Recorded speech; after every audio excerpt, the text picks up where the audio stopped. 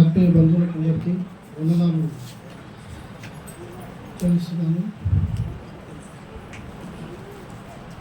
దేవుడు మా జీవితంలో చేసిన గొప్ప మేలుల గురించి చెప్పాలని చాలాసార్లు అనుకోవడం, ఈ విధంగా స్థుతికొడుగా పెట్టడం, కొన్ని పరిస్థితులను బట్టి క్యాన్సర్ అవ్వడం జరుగుతూ వచ్చింది.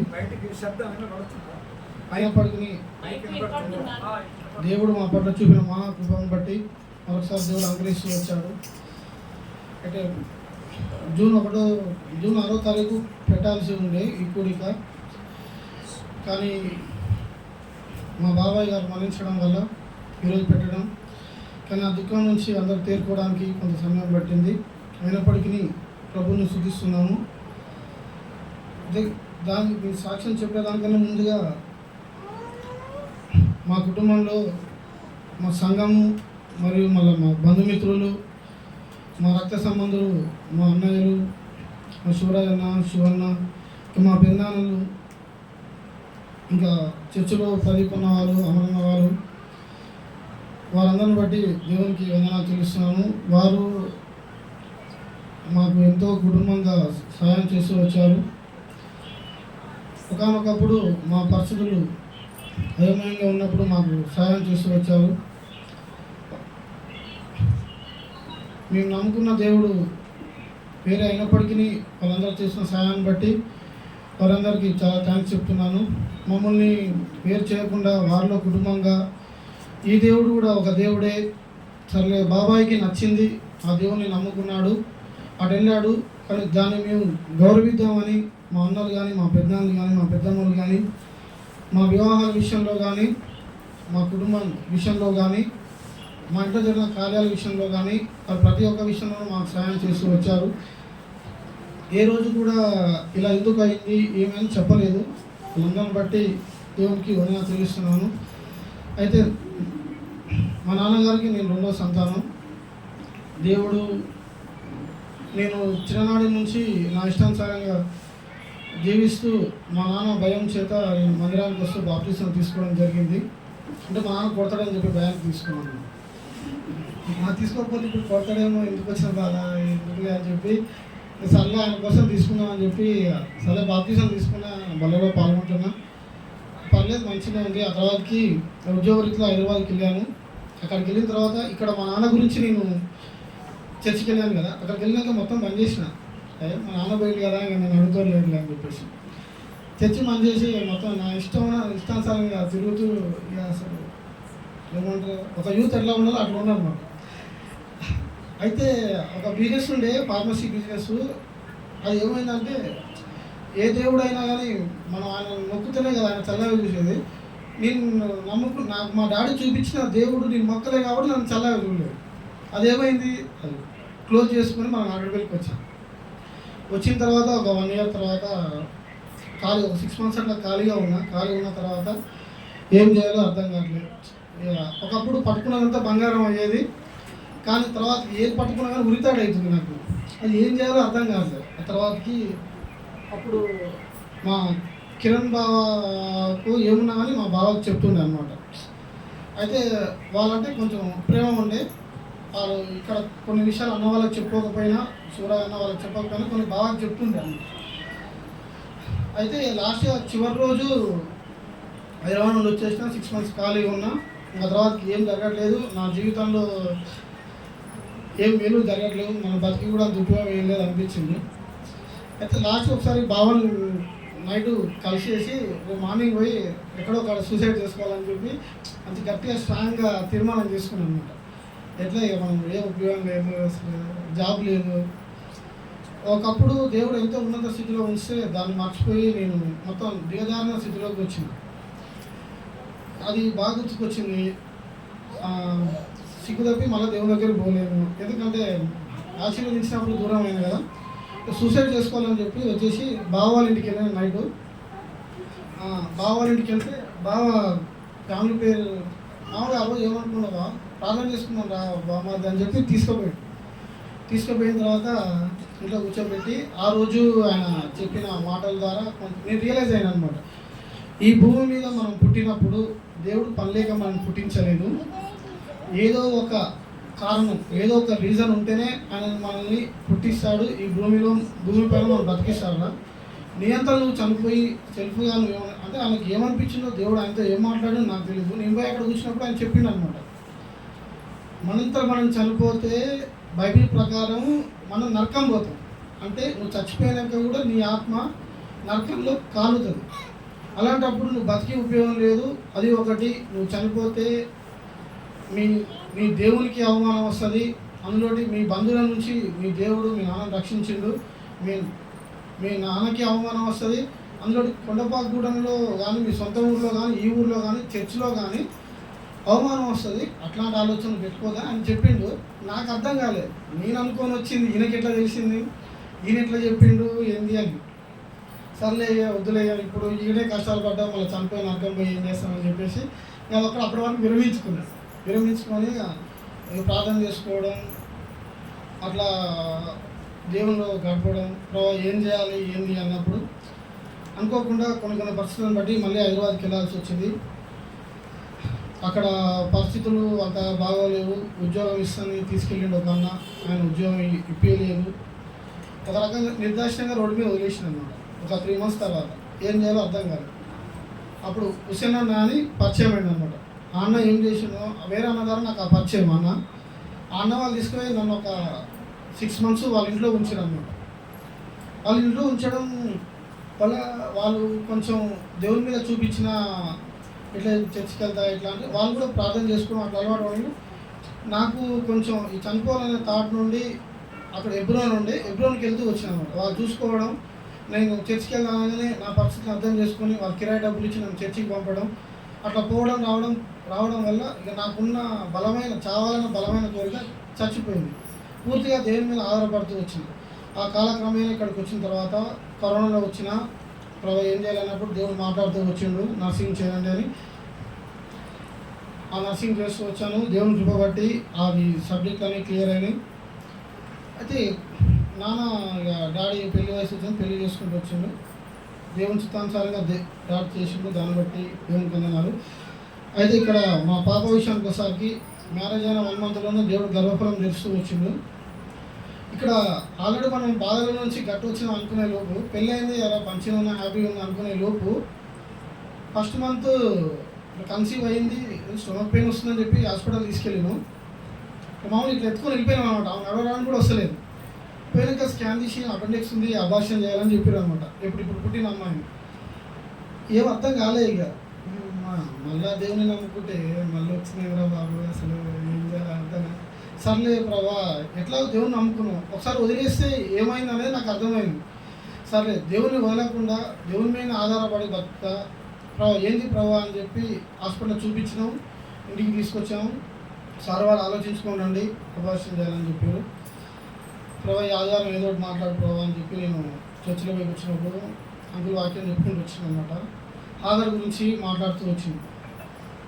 ఆగరు జీవితం ఏ విధంగా అయింది, సారా ఇంటి దగ్గర నుంచి వెళ్ళగొట్టినప్పుడు దేవుడు ఏ విధంగా మాట్లాడిండు, ఏ విధంగా తన కుమారుని రక్షిస్తూ వచ్చిండు, ఆ విధంగా మాట్లాడుతూ వచ్చింది. అయితే అప్పుడు దేవుడు మాట్లాడుతుంది, ఎడారిలో ఉన్న నీ కుటుంబాన్ని దేవుడు రక్షిస్తాడు అని మాట్లాడిండు. ఎడారి అంటే నీళ్ళు కూడా దొరకదు అక్కడ. అలాంటి ప్లేస్లో అంటే ఇక్కడ పాప బతుకుతాన్ని నమ్మకం లేదు, కడుపులో ఉన్నది.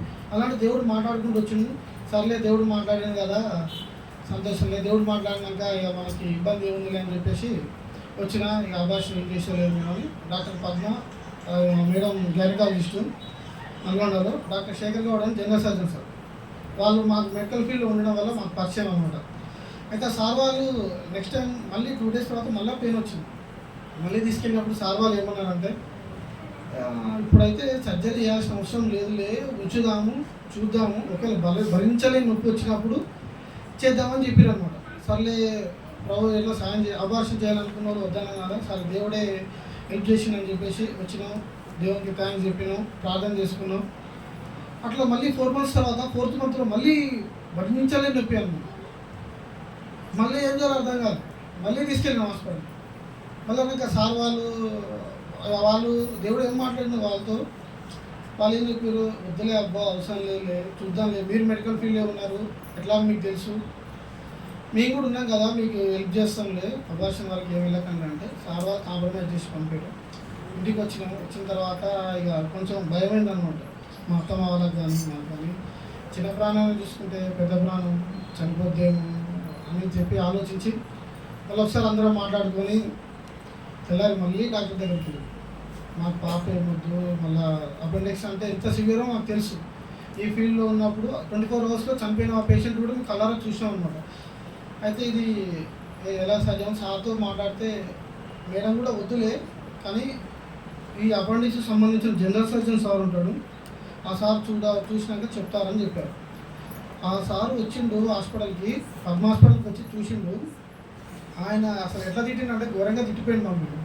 మీకేం తలకాయలు పనిచేస్తలేవా, వద్దంటుంటే మీరు ఎందుకు అసలు అబార్షన్ చూపిస్తా అంటారు, అర్థం కావట్లేదు అని చెప్పి ఆయన తిట్టగానే మేము ఏం చేయాలో అర్థం కాక ఏంటి డాక్టర్ ఇట్లా అన్నాడు, చేయమంటే చేస్తలేడు, వేరే డాక్టర్తో ఏమైనా సర్జరీ చేయించాలా.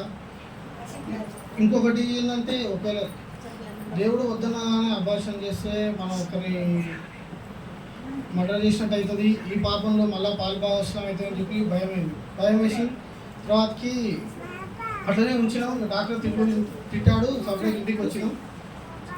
మళ్ళీ 8th మంత్లో మళ్ళీ పెయిన్ వచ్చింది, భరించలేని నొప్పి. అప్పుడు ఆమె వాళ్ళ ఊర్లో ఉంది, మల్లెరాజపల్లిలో ఉంది. అక్కడ నుంచి నల్గొండ రావాలంటే 60 కిలోమీటర్స్. నైట్ 2 o'clock పెయిన్ వచ్చింది. అప్పుడు కాల్ చేస్తే ఇమీడియట్లీ వచ్చేయమని చెప్పిన. రావడానికి 2 hours పెయిన్ భరించుకుంటే వచ్చింది. నల్గొండకు విత్ మోషన్స్, వామిటింగ్స్, అసలు ఆ రోజు సివియర్ అయిపోయింది మొత్తం పెయిన్. ఆ రోజు తీసేస్తారేమో అనుకో. మేడం వాళ్ళు ఇంజక్షన్లు ఇచ్చారు, యాంటీబయాటిక్స్ పెడదాంలే తగ్గిపోతులే అని చెప్పి మళ్ళీ పంపించేశారు. ఇట్లా 4 times ఆమె మేము తీసేయాలని తీసుకుపోవడం, డాక్టర్ వాళ్ళు సర్లే ఏం కాదు బతికిద్దాంలే నడుస్తాంలే ఇంకొక 1 month కదా ఓపిక పట్టుకోండి అని చెప్పడం, సర్లే అని చెప్పి మేము మళ్ళీ వచ్చాం. అట్లా ఒక 3 days ట్రీట్మెంట్ ఇవ్వడం ఇంటి దగ్గర నుంచి. దానివల్ల కొంచెం సెట్ అయింది. 9th month పడి 9th month కంప్లీట్ అవుతానంగా దేవుడు మహాకృప వల్ల పెయిన్స్ రావడం, దేవుడు మాకు పాపను అనుగ్రహిస్తూ వచ్చాడు. అది సాక్ష్యం చెప్పడానికి కారణం ఏంటంటే 4 సార్లు అబార్షన్ చేయించాలి అనుకున్న పాపని ఏ డాక్టర్లు అయితే అబార్షన్ చేయాలి లేకపోతే ఈ అమ్మాయి బతకదు అని ఏ డాక్టర్లు చెప్పారో అదే డాక్టర్ వాళ్ళు ఒక 2 days తర్వాత సంఘం అంతా ప్రార్థన చేసి మేము వెళ్ళి అక్కడ మేము అడిగినప్పుడు మిగతా ఫస్ట్ 4 times వాళ్ళు ఫోర్స్ చేసాము. ఫస్ట్ టైము మిగతా 3 times మేము వాళ్ళని ఫోర్స్ చేసాం. అయినప్పటికీ దేవుడు మా కృప చేత మా పాపను అనుగ్రహిస్తూ వచ్చాడు. ఆ పాపకి అంకుల్ ద్వారా ప్రార్థన చేసి అనన్య శైని అని పేరు పెట్టడం జరిగింది. అయితే ఈ పేరు విషయంలో చిన్నది. అయితే నేను ఈ పేరు పెట్టడం విషయంలో ప్రార్థన చేసుకున్నాను. ప్రభావ ఈ పాప కనుక మొత్తం 9 నెలలు బ్రతికి ఈ భూమి మీదకి వస్తే దేవుని చేత రక్షింపబడింది అనే ఒక మీనింగ్ వచ్చే పేరు పెట్టాలని నేను డిసైడ్ అయ్యాను. అయితే అప్పుడు ఇంకొకటి డెలివరీ టైంలో బాగా మెంటల్గా నేను డిస్టర్బ్ అయినా, అది అనుకోని పరిస్థితిలో బాగా దుఃఖంలో ఉన్నాను అనమాట. ఇప్పుడు అన్ఎక్స్పెక్టెడ్ పెయిన్స్ రావడం అదన్నీ కొన్ని పరిస్థితులను బట్టి నేను బాగా డిస్టర్బ్ అయినా. అయితే ఏదైనా వాక్యం ద్వారా దేవుడు నాతో మాట్లాడితే బాగుండు అని చెప్పి నేను ప్రార్థన చేసుకుని పేరు గురించి వెతుకుతున్నప్పుడు అనన్య అని నెహెమ్యా గ్రంథంలో నుంచి 3:23 అని పేరు కనపడింది. అయితే దానికి ఏ మీనింగ్ ఉంది, పేరు బాగా అనిపించింది. నేను ఎన్నో పేర్లు చూసుకుంటూ ప్రార్థన చేసుకుంటూ వచ్చా ఆ రోజు కూర్చొని. అయితే ఈ పేరు రాగానే ఎందుకు అక్కడ రాని ఇదేదో మంచిగా ఉన్నట్టు అనిపించింది అనే వాళ్ళకి అప్పుడు మా పెళ్లి స్వరూప ఉంది, వీళ్ళందరూ ఈ పేరు ఎట్లుంటుందని మా వదిలి అడిగినప్పుడు బాగానే ఉంటుందని చెప్పాను. చెప్పిన తర్వాత అనన్య అని అసలు పేరు ఏందని చూస్తే ఒకటి దేవుడు నాతో మాట్లాడవచ్చు. బైబిల్ ప్రకారం యెహోవా నన్ను ఆదరించు అని ఉంది. ఆదరించాను అంటే నాకున్న దుఃఖంలో నుంచి దేవుడు నన్ను ఆదరించాను, ఒక సంతోషం వచ్చింది. రెండోది గూగుల్లో ఏ మీనింగ్ ఉందో మనకు తెలిసి కదా, కామన్గా మనం వ్యక్తం కదా. గూగుల్లో ఏముండిచ్చినట్టు అనన్య దేవుని చేత రక్షింపబడింది అని వచ్చింది అనమాట. అప్పుడు మస్తు హ్యాపీ అనిపించింది. దేవుడు ఇప్పటికీ ఈ దౌర్భాగ్యమైన నా ప్రార్థన దేవుడు ఆలకిస్తూ వచ్చిండు, నా పాపం రక్షించిండు. ఒకప్పుడు సూసైడ్ చేసుకోవాలనుకున్న నన్ను రక్షించిండు, తర్వాత నా భార్యను రక్షించుకుంటూ వచ్చిండు. తర్వాత పేరు విషయంలో కూడా అంటే అప్పటికి ఒక్కొక్క స్టెప్ని బట్టి నాకు అర్థమైంది ఏంటంటే ఇంకా నేను దేవునికి ఇష్టం లేకుండా నేను బతికినప్పటికీ దేవుడు నా ప్రార్థన ఆలకిస్తుండు, దేవుడు నా ప్రార్థన వింటుండు అనే ఒక క్లారిటీ నాకు వచ్చింది. అప్పటి నుంచి ఇప్పటివరకు దేవుని వదలకుండా జీవించడానికి దేవుడు సహాయం చేస్తుండు. మా కుటుంబం గురించి ప్రార్థన చేయండి. మా నాన్న పేరు కృపానంద, మా మమ్మీ పేరు రామలింగేశ్వరి. మమ్మీ రక్షణ కొరకు మా పెద్దనాన్నలు పెద్దమ్మలు, మా అన్నలు, మా వదినలు, మా తాతలు నానమ్మలు, ఇంకా వీరందరి గురించి ప్రార్థన చేయండి. వారు చేసే బిజినెస్లలోనూ దేవుడు వారికి సహాయం చేసేలాగా, అలాగే దేవుడు వారి కుటుంబాలకి రక్షణ ఇచ్చేలాగా వారి నుంచి ప్రార్థన చేయండి. ముఖ్యంగా మా డాడీ మమ్మీ గురించి ప్రార్థన చేయండి. మమ్మీకి రక్షణ మార్గం దేవుడు అనుగ్రహించలేకున్నా. మా కోరిక ఏంటంటే మా బంధువులు రక్త సంబంధులు అందరూ కూడా దేవుని నమ్ముకుంటే బాగుండు అనే ఒక కోరిక ఉంది. వాళ్ళు కూడా దేవుని నమ్ముకోవాలని కోరిక.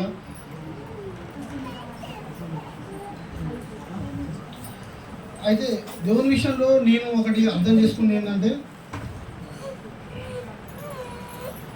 ఈ లోకానికి వచ్చిన దేవుడు మనం చేసిన తప్పుల నిమిత్తమై ప్రతి ఒక్కరూ మన కోసమై ఇతరులను చంపారు. కానీ మన కోసం చనిపోయిన వారు ఎవరున్నారు? మా నాన్న బలవంతం చేసినప్పటికీ నేను అర్థం చేసుకొని దేవుణ్ణి నమ్ముకొని జీవించడానికి కారణం ఒకటి అర్థమైంది ఏంటంటే, దేవుడు మనం చేసిన తప్పులన్నీ ఆయన మీద వేసుకొని ఆయనని మనకి రావాల్సిన శిక్ష అంతా ఆయన మన మీద వేసుకుంటూ మనల్ని రక్షించిండు అనే ఒక కారణం చేత అయితే బాగా ఆ రోజు చెప్పుకుంటూ వచ్చింది ఏంటంటే, మనం ఆలోచనలో చేసిన పాపం నిమిత్తమై తలలో ముల కిరీటం కొట్టిండు. మనం చేతులతో తప్పులు చేస్తాము, ఆ చేతులకు మేకులు కొట్టిండు. కాళ్ళతో తప్పు చేయడానికి పోతాము, ఆ కాళ్ళల్లో మేకులు కొట్టించుకున్నాడు దేవుడు. నువ్వు శరీరంతో పాపం చేస్తూ వస్తావు అంటే ఇతరులతో కలవడం, దేవునికి ఇష్టాన్ని వ్యతిరేకమైన పనులు మనం చేయడం వల్ల ఆయన హృదయం అంతయు దేహం అంతయు శరీరం అంతయు చారలుగా దున్నపడుతూ వచ్చింది. మా హృదయంతో చేసిన ఆలోచనలు తప్పుల నిమిత్తమై ఆయన ప్రక్కలో బల్లెం పోటు పోసాడు. అవునా ప్రభువా, మీరు నా కోసం నాకు రావాల్సిన తప్పులు ప్రభావ శిక్షను మీరు భరిస్తూ వచ్చిర్రు. ఎవరు కూడా ఇట్లా చేయలేదు. శిక్ష చేస్తే మా నాన్న మాకేమన్నా స్కూల్లో ఏమైనా మిస్టేక్ అయినా మా నాన్న మా అన్న అన్నమాట ఏమైనా కూడా వచ్చి సార్ల వాళ్ళని అడగడం, ఇక పెద్దోడు ఆయన పిలవడం, మాకు రావాల్సిన తిట్లు పాప అన్న తింటాడు, డాడీన తినేదన్నమాట. నాకు మా తమ్ముడికి అంత నాకు ఉండకపోయేది అనమాట. అట్లా అసలు వీళ్ళిద్దరూ మీరు చేసిన తప్పు వీళ్ళిద్దరూ శిక్షను అనుభవిస్తూ వచ్చారు. అరే ఇప్పుడు నేను చేసిన తప్పు ఇంకో దేవుడు కూడా ఉన్నాడంట, ఆయన అనుభవిస్తున్నాడంట అని చెప్పి ఆ కారణం చేత దేవుణ్ణి నమ్ముకోవడం జరిగింది. సో ఇలాంటి దేవుణ్ణి నమ్ముకున్నందుకు, దేవుని విషయమే దేవుడు నన్ను ఏర్పరచుకున్నందుకు, మా కుటుంబాన్ని ఏర్పరచుకున్నందుకు దేవునికి చాలా వందనాలు. మా కుటుంబాల కొరకును, మా కుటుంబ సంపూర్ణ రక్షణ కొరకు మీరు ప్రార్థన చేయండి. సంపూర్ణంగాను ఆప్యాయంగాను దేవుడు మాకు ఇచ్చిన అన్నయ్యకి ఇచ్చిన నిస్సి మాకు ఇచ్చిన శైలిని దేవుని దయాలను మనుషుల దయాలను మేము పెంచినట్లుగా మా కుటుంబం ద్వారా దేవుని నామానికి మహిమ మాత్రమే వచ్చులాగున మేము జీవించలాగున దేవుడు మాకు సహాయం చేయాలన్నా మా కొరకు ప్రార్థన చేయండి. మా ఆహ్వానాన్ని మన్నించి వచ్చిన మా ప్రియులందరికీ వందనాలు చూపించుకుంటూ ఈ సాక్ష్యాన్ని దేవుడు ఆశీర్వించి దీవించున్నాడు. ఆమేన్.